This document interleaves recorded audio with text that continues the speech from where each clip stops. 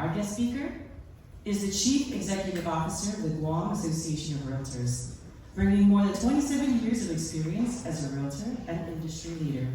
Before stepping into her role at GAR, she served as CEO and broker of record for several of California's major real estate brokerages, where she successfully built and led high-performing teams while advancing professional and ethical standards in the industry.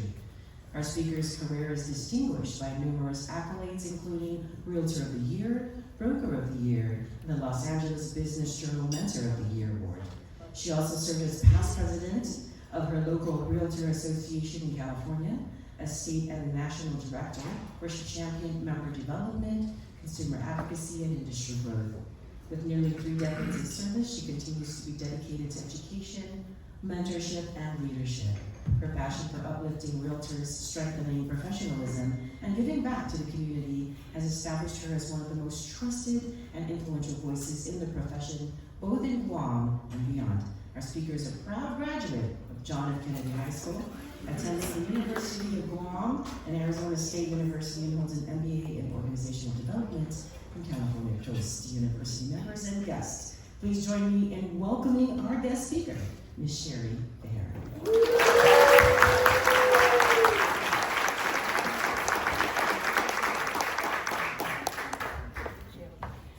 Thank you so much for having me today, and I don't know how well I'm going to do following Senator Duenas. That was one heck of a talk. Wonderful.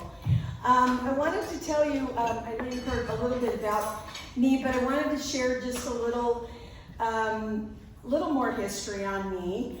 I've only had this job since April 1st of last year, April Fool's Day. And I thought it was a prank, but they haven't taken my keys to the office away from me yet, so I think I'm still good because I've been there a year and a half now. I love selling real estate. I love being a realtor, and now I love leading our association. We have 600 members, believe it or not, and they are all strong. Not all of them sell real estate 100% of the time. Keep looking at the cookies over there. She's got a box of cookies, so I'm gonna get 2 flyers. So when I was 14, my dad was in the Air Force, and he said, "Pack it up, kids, we're moving to Guam." And I said, "Where is Guam?" And my dad showed me on, you know those old round globes? You young people probably don't know what those things are, but anyway, I spun it around and found this little tiny dot, and I cried. I'm thinking, where in the heck is my dad taking me? That was when I was 14. I met my husband in high school, JFK, Go Islanders, where I was a cheerleader. I don't need a mic, really. And we went to UOG. He joined the military, the Air Force as well.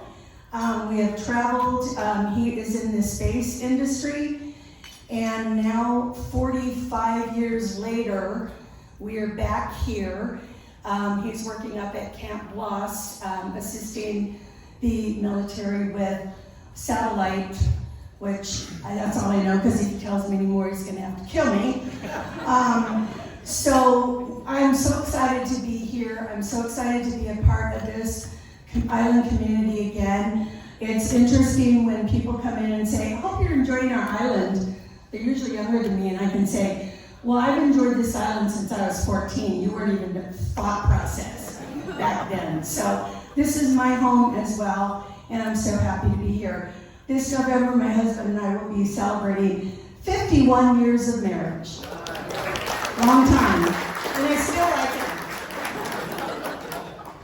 He's actually also mad at me because he's in one of the Rotaries, and they had a meeting yesterday, and they were talking about this CEO from Guam Association of Realtors, who happens to be your wife, and she's speaking for the Guam Chamber of Commerce, and he said she is. I didn't know that. I forgot to tell him.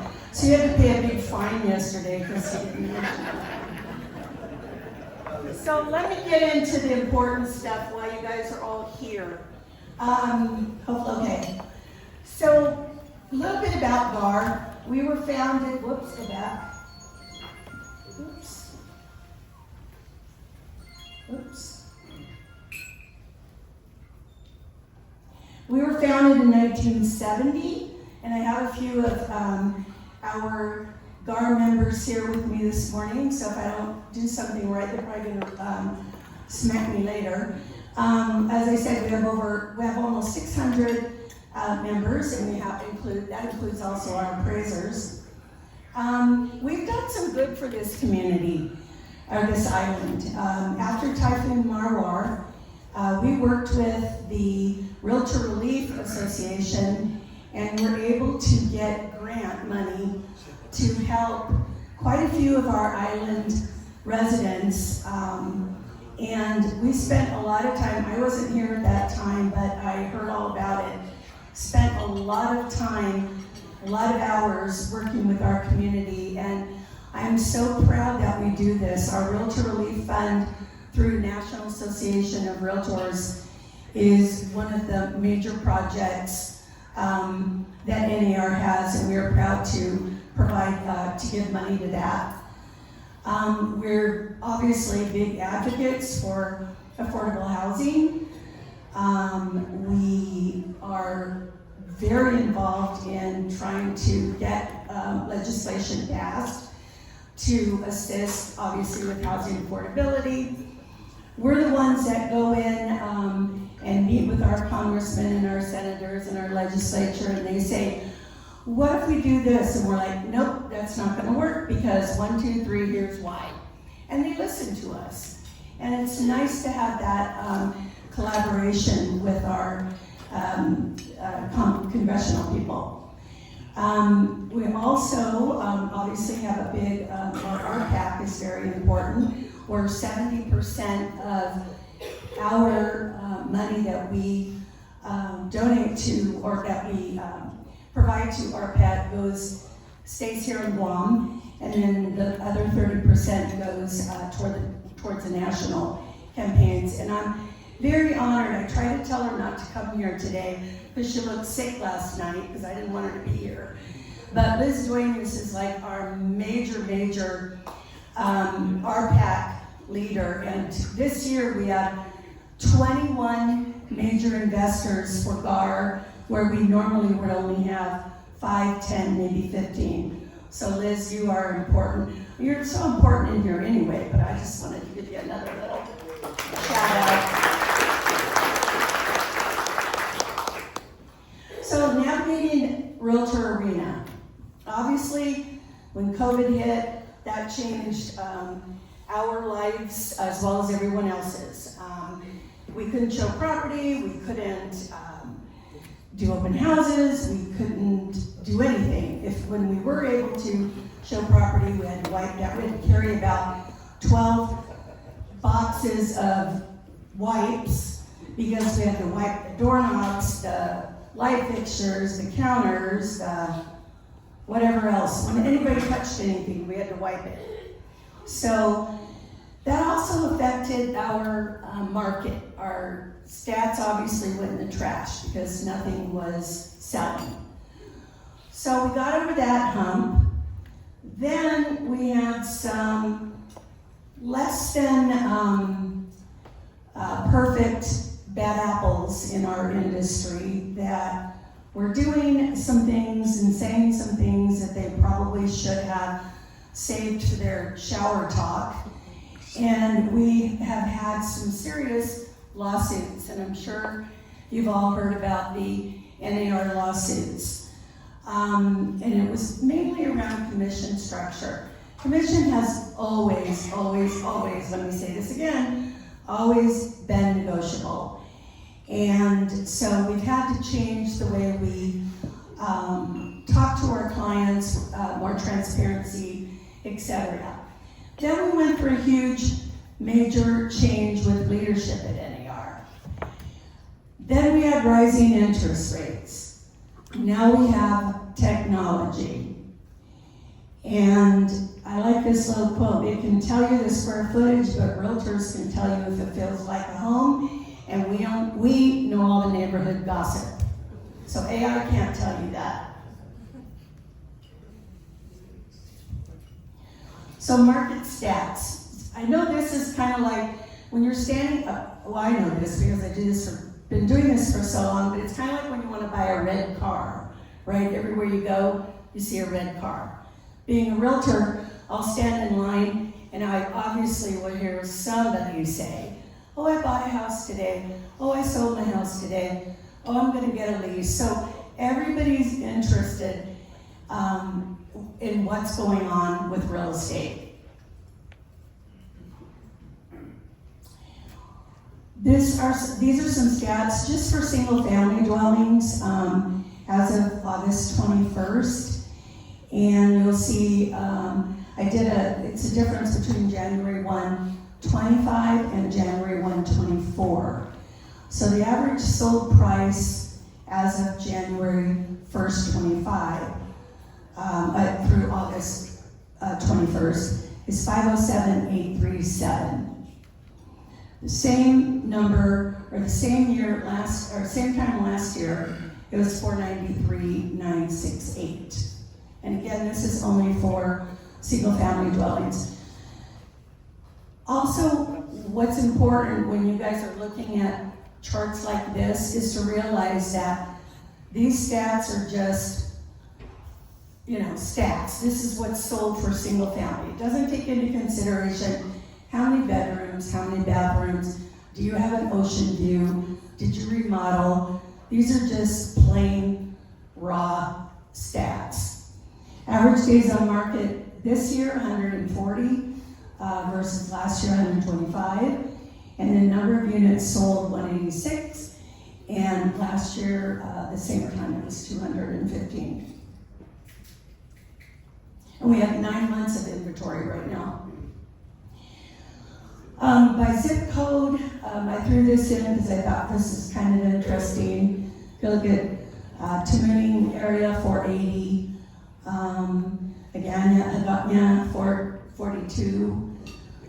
Jigo and Santa Rita. So that's just kind of a sprinkle of some of the numbers by zip code. And if you want these slides, I can give them to Catherine and to Tay. Come on, move.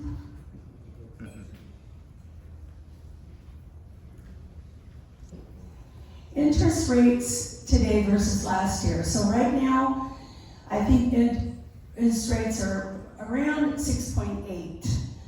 I don't know how many of you probably, I can't remember what year it was, but it was under around 2%, 2.5%. We were lucky to refinance our house in California for 3.25%. And I remember when I bought my first home, it was 16.5%. So all these people complaining about 6.7, I'm sorry. So I wanted to just show this. This is just a little sample. But right now, if a buyer puts 20% down on a 369 house, the average, and this is just for the mortgage and the interest, $1,918. But if you bought that same house in 2024, you were paying $1,927 a month. Now, the reason I bring that up is because it's only $9, obviously difference with the mortgage and the interest. But right now, with so much talk about where the market is going, what interest rates should be doing, what stock markets are doing, nobody really knows where the market is going.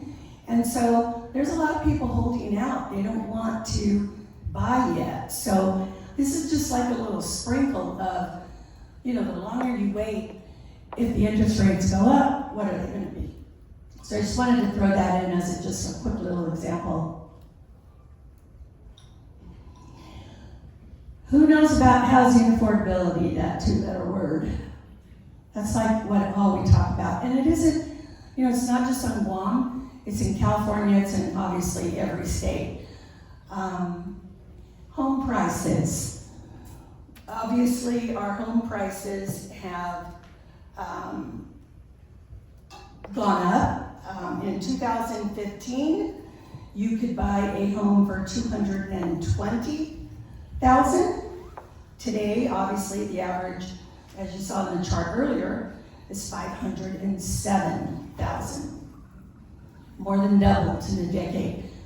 In California, just as an FYI, I bought my house in the year 2000 in Redondo Beach, and I paid $615,000. My neighbor next door, which is a similar house to me, of course mine's better, but she just sold for $3.125. So obviously I want to go home and sell that house right now. The other big, driver, obviously, is the military buildup. And my husband's up at, like I said, Camp Bloss working, and I'm just amazed by what they're building there. And with the buildup, that's, obviously people need places to live. And it's really, I'm sad because we used to live at Anderson Air Force Base, and my house is gone, all my friends' houses are gone. So all the housing, we need more housing. And hopefully, that's going to, new legislation and,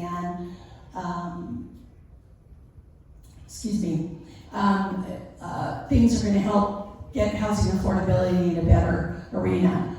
The infrastructure and zoning, obviously that is a big. We've got a lot of land. It's obviously all not usable.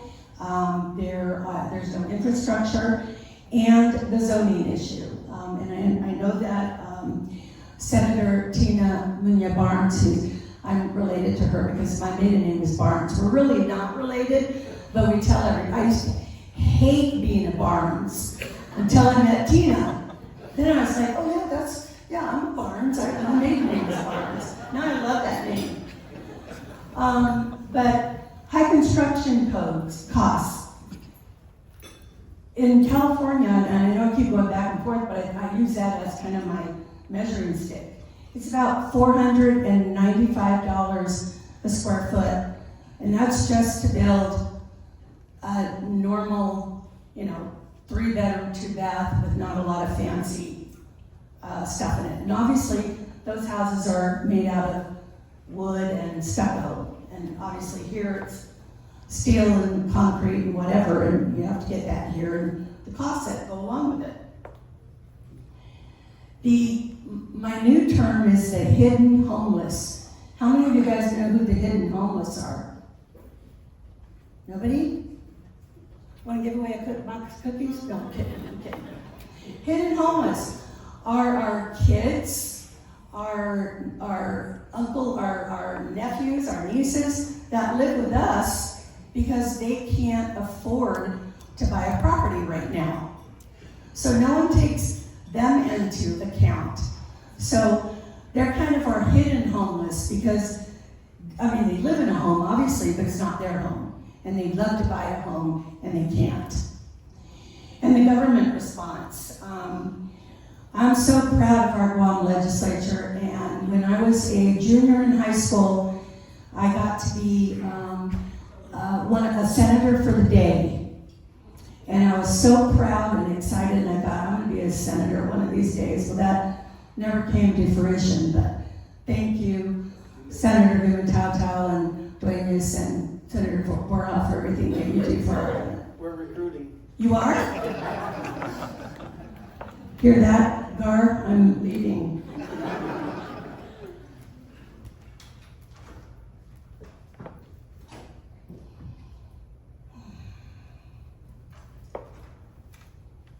So, whether you're buying, you're selling, or investing, I have to, obviously, give a shout out to my realtors. They're the best. They're so involved with what's going on this island. But a couple things to keep, for you guys to keep in mind. If you're investing, invest obviously in emerging areas. Keep an eye out for areas that are building, that are going through infrastructure upgrades.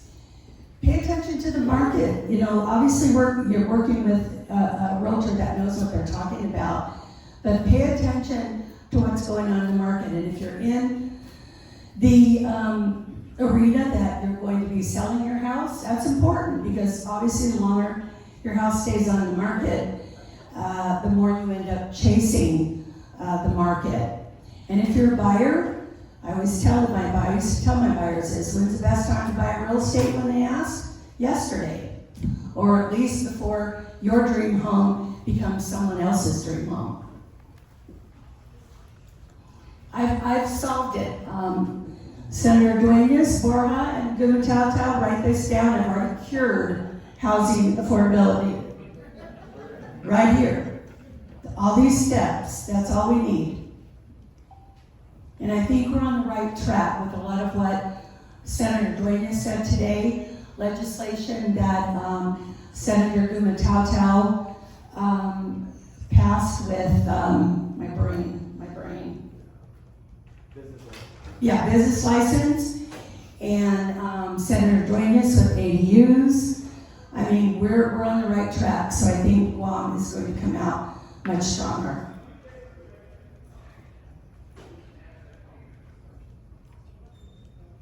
Sorry for this delay. Whoops. I guess that was my last one. Sujit Usmasi, and if you want to get a hold of me, I'm at the Guam Association of Realtors. I'm down and again at Hagapnya, as the former Senator John Cruz used to always remind me. And I'm so excited to have been here, and thank you all for having me here.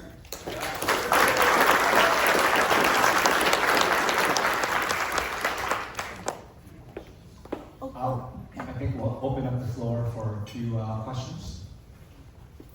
Yes, I will run next year. Vote Sharon Farrington. Republican. Yes. Sarah, well, never mind.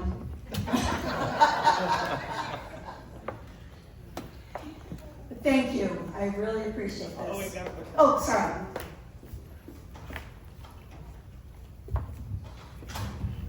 So I hear a lot about this housing crisis. It's sort of a self-denominated name imposed internally by the Guam government.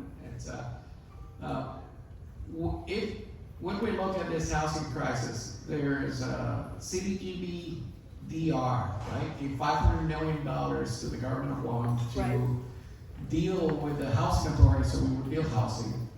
My understanding is we have over $100 million also in LIHTC, low-income housing tax credit grants that have not been awarded. Are we looking at working with the local government so that they actually spend over $600 million in build low-income housing?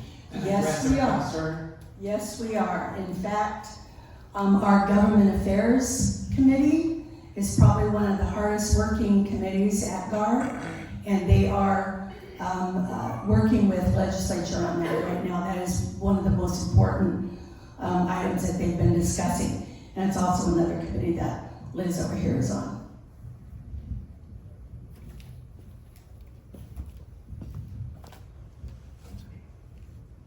Nobody wants to see me do the splits or anything? Sure, thank you. Thank you. Yeah, so I wanted to quickly mention that Guam's in a very unique place. How Guam is, we get housing allowance for some of our DOD members that are here on the island. I've heard arguments from opponents of that. Of course, they're blaming the affordability, saying that the housing allowance is driving the costs up. That's like going back to the federal government and telling them, please give us less. Yeah. So how does GAR feel about that position, and what can be done to address that?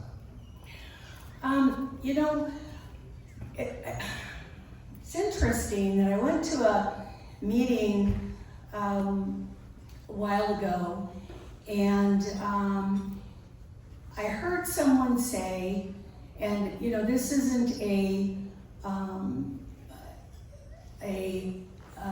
sign of what our membership is like, because number one, there are 600, I have 600 members, but there is also over 1,000 licensees.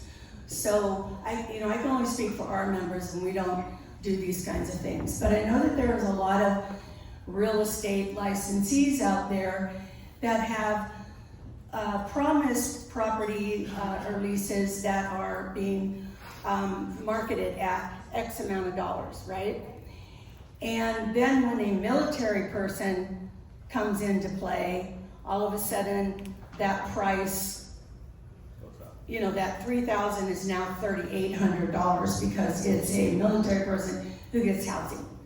So I think one of the things we had the Navy Marine Corps Housing Society speaker at our meeting yesterday. And one of the things that she talked about is more collaboration between us and GAR, which apparently has been lacking. And so that is something we are looking at now, is what can we do to help, obviously, our locals be able to lease homes as well. But in reality, people were selling their homes in California and making $2 million, like I could, $2 million profit, and then they're going to California or to Arizona and to Texas and to Utah, and they're buying up all the properties and paying cash because they can. So that draws the property values up. So I think it's collaboration. We have to all talk, and we have to share, this is why this doesn't work, this is why this works. Just like I said, if we don't, we talk to our legislature, they want to do this, we say, no, here's the reason why that's not going to work. But it's all about talking. And I think that's a really big point here on Guam, is that we do have a lot of loosey-goosey, if you will, licensees that are doing some things that they really should not be doing. I do know that Department of Rev and Tax, they're aware of these, and we now, I can say with certainty, we are best friends with Alice Cruz and David, I can't remember at this moment what his last name is, and we're working together to make sure that when our members are out, everybody knows who they are, they're licensed,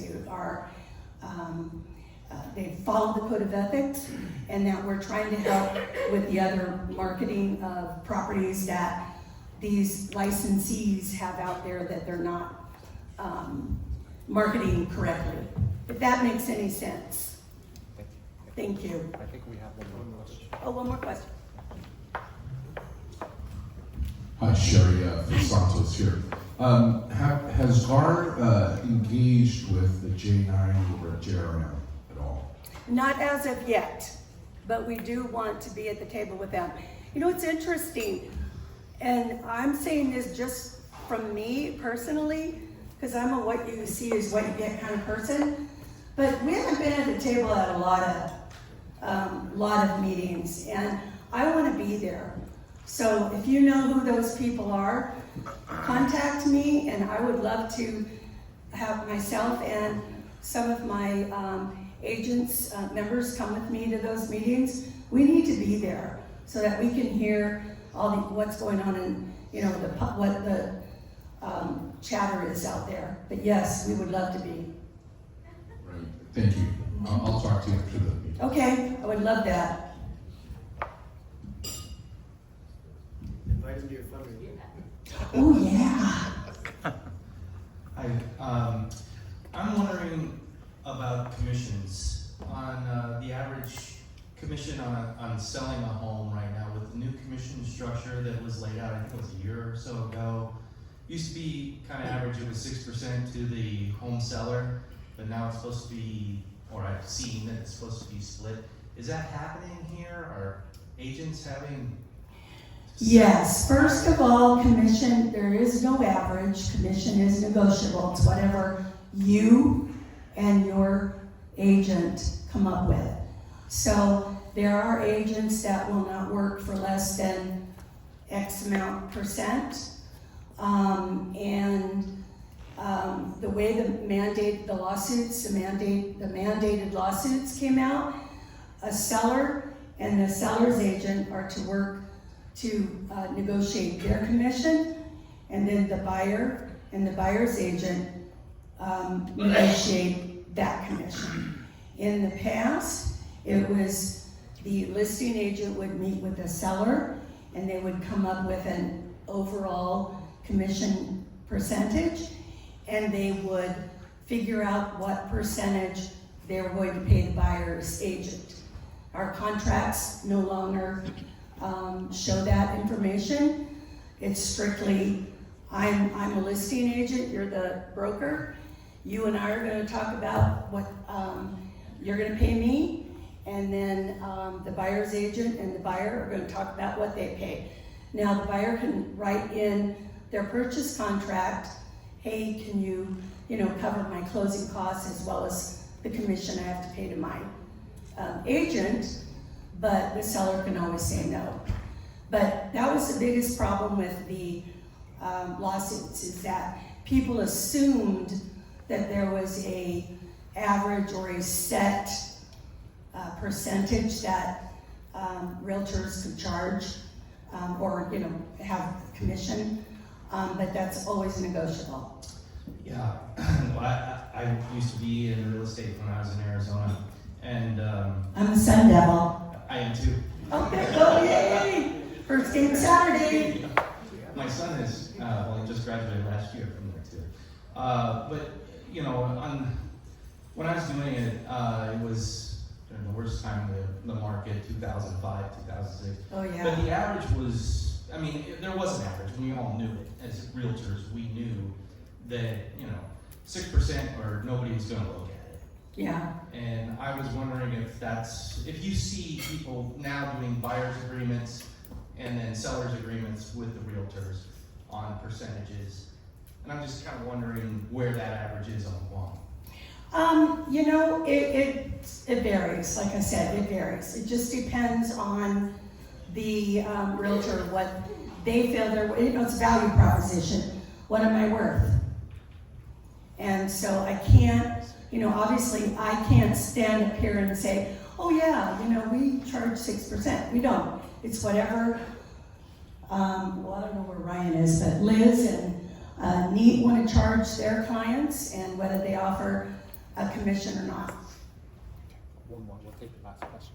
Hello. Hi. Just wanted to ask a pretty loaded question here. So, in regards to affordability, single-family houses average about $500,000. One venue of affordability, of course, is condos. As my colleagues in lending, we love to give loans. However, we are a very regulated portion of the industry where we sell loans to Fannie Mae and Freddie Mac, and one of the requirements is typhoon insurance. And on Guam, condos are built Typhoon 4, Typhoon 5 rated. We read through Marwar, Ponsonghua, etc. But the insurance premiums are still pretty high. How can GAR convince the HOA to obtain insurance? Because many of the condos here get earthquake and fire, but then they cut out the typhoon coverage. Right. And for banks to lend to these condos, which You have is to in have the it. affordability market, we would love to give loans, but we're bound to, if you don't have insurance, we can't finance that. Mhm. So in our industry, we would always not put all the eggs in one basket. It takes my colleagues from other banks to let 10% in one condo, and I'll do 10%, and another bank will do 10%.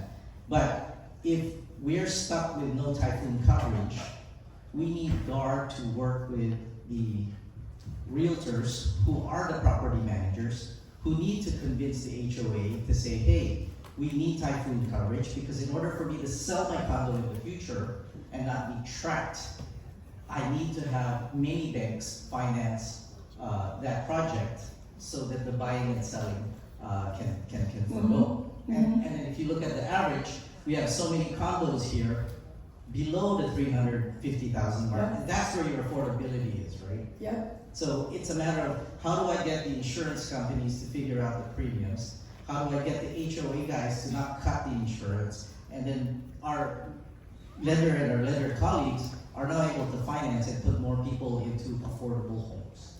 So how would that be? We, in June, this year we've been fortunate. June, we had the NAR president. There's over 1.6 million realtors, and the NAR president came here to Guam and spent 2 days with us. That's one of the big topics that we did discuss with them.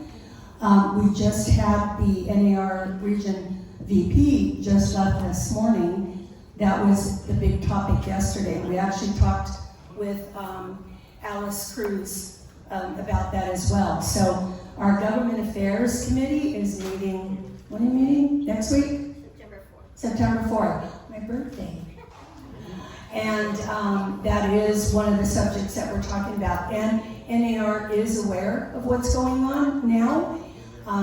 We kind of felt like we were a stepchild here in Guam, and I've got a big, loud mouth, so I've been talking a lot.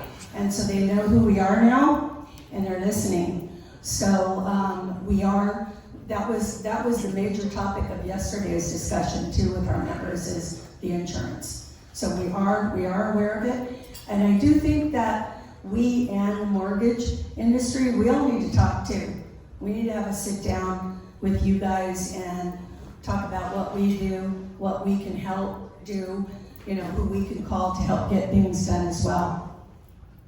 So yeah, we are working on that. We are aware.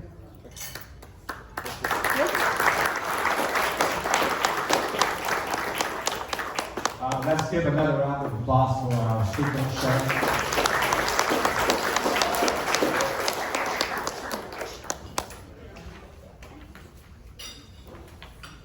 Okay.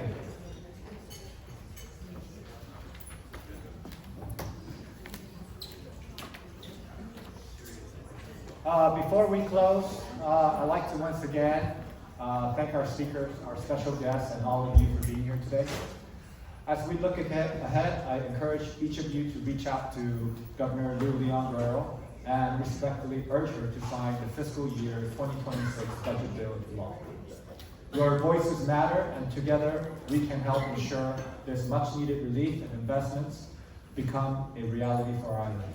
This concludes today's general membership meeting. See you Jews, moms, and I look forward to seeing you at our next chamber event.